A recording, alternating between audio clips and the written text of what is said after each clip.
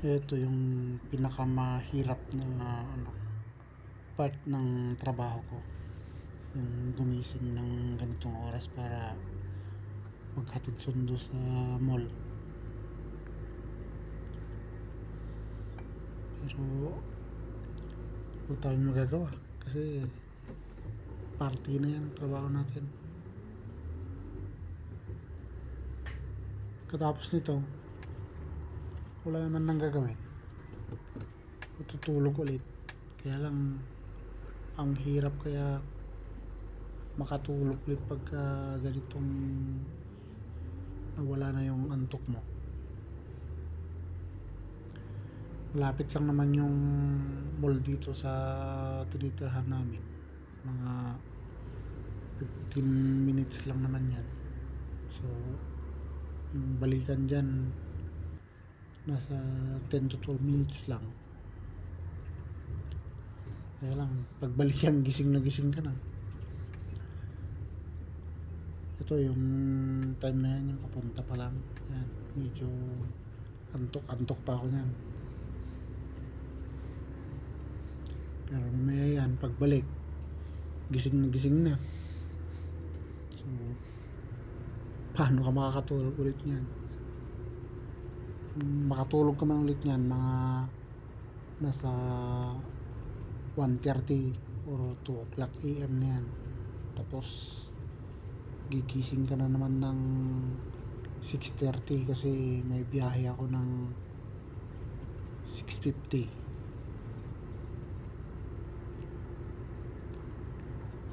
Tapos yun, kulang naman yun maghahatid. Tapos uuwi na walang karga.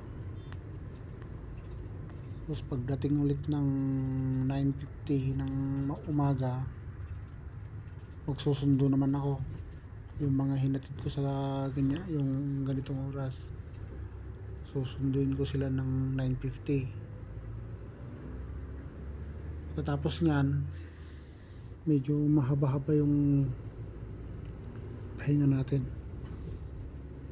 Kasi yung susunod na biyahe na dun 3:50 na ng hapon. Hatid sundo naman yon. Yung ihatid ko yung hapon na yan, sila yung susunduhin ko ng ganitong oras, 12:50, madaling araw. Tapos ihatid ko yung mga susunduin ko ng umaga ng 9:50. Magulo.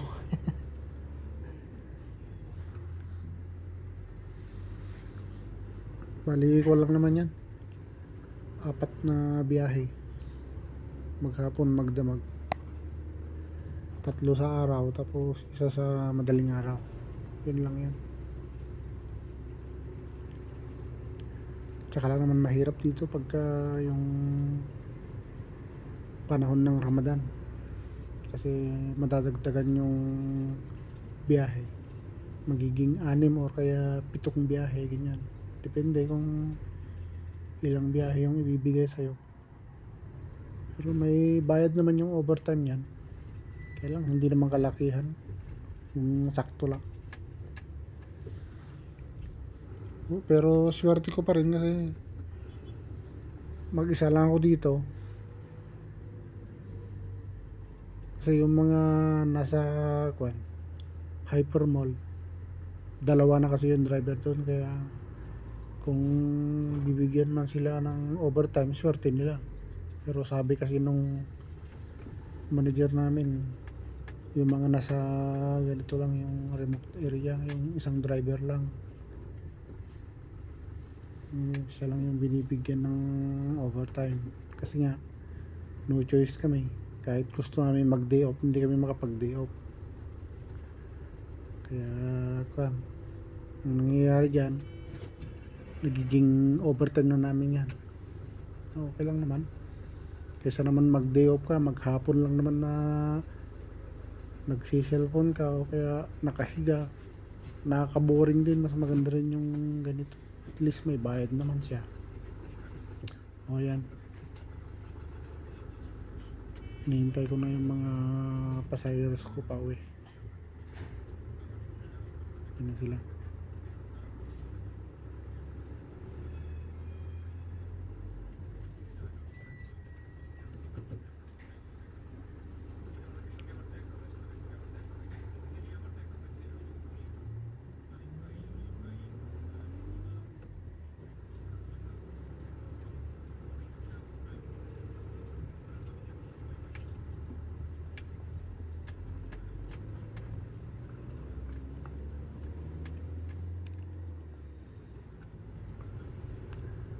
Ang kagandahan lang dito sa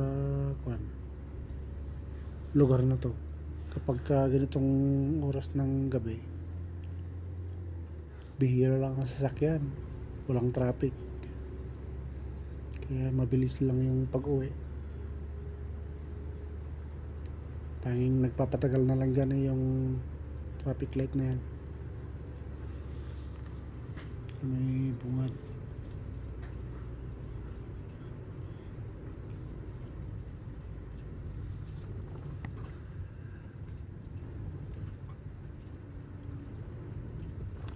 Ayan, pag natsambahan mo siya naka-green, okay, dire-diretso ka. Ayan o, kita nyo, kukunti lang yung mga sasakyan sa gabi. Hindi kagaya dun sa sentro ng Riyadh na ang daming sasakyan doon.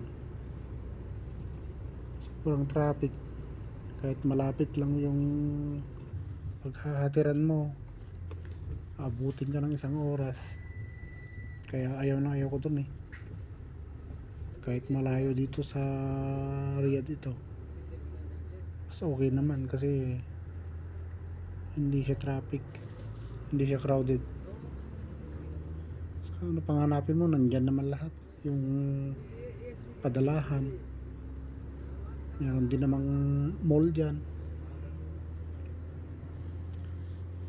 Saka nakakapunta naman ako ng Riyadh minsan sa 1 buwan, gano'n. Depende kung may susunduin ako doon, maghahatid ako ng resibo. Dati noon, nung una, pumupunta ako doon every Sunday, naghatid ako ng sales report ng mall. Pero ngayon nagbago na yung patakaran nila, pinapadala na lang nila sa Aramix yung mga sales report, kaya hindi na ako nakakapunta ng Sunday doon.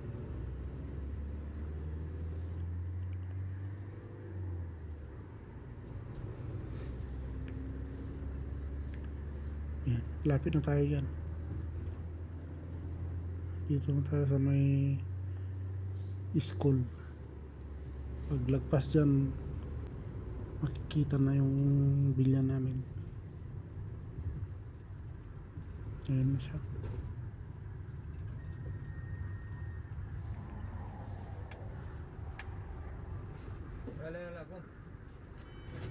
Ayan.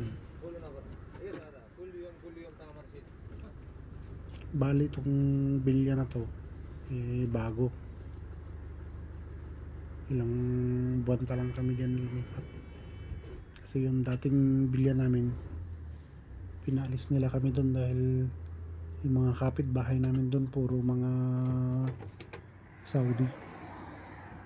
Pinagbawal ng baladiya. Dito kami sa may desierto. Wala masyadong kapitbahay dyan, malayo kami. Pero mas maganda naman yung ganyan, tahimik lang siya.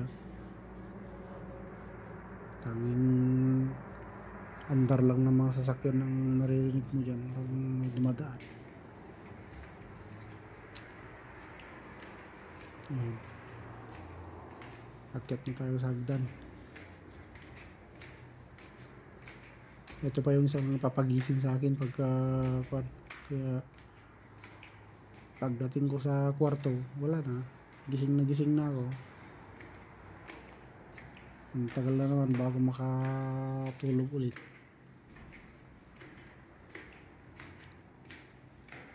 Ilang palapag yan.